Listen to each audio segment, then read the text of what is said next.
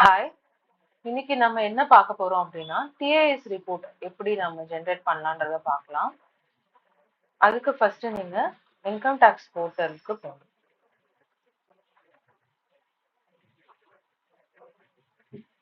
இதோட web address என்னன்னா incometax.gov.in.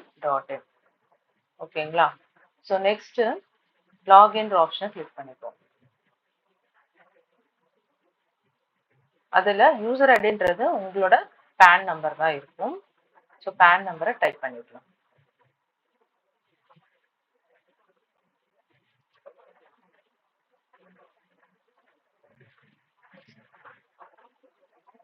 தென் password.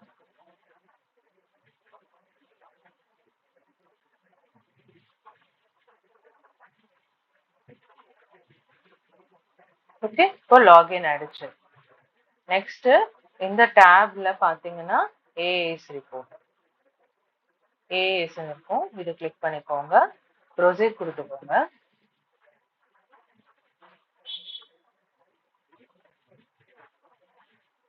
அதுல ஏஎஸ் செலக்ட் பண்ணிக்கோங்க. முக்கியமா ஃபினான்ஷியல் இயர், எந்த ஃபினான்ஷியல் இயருக்கு உங்களுக்கு வேணுமோ அந்த ஃபினான்ஷியல் செலக்ட் பண்ணிக்கோங்க.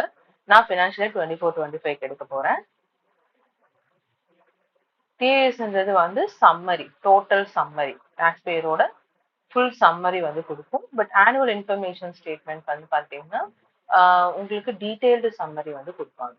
ஓகே, ஸோ நம்ம இன்னைக்கு பார்க்க போகிறது டிஏஎஸ் தான். ஸோ இதை கிளிக் பண்ணிக்கோங்க. டவுன்லோட் கொடுத்துக்கோங்க.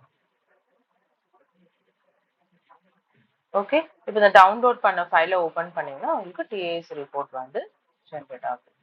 தேங்க்யூ.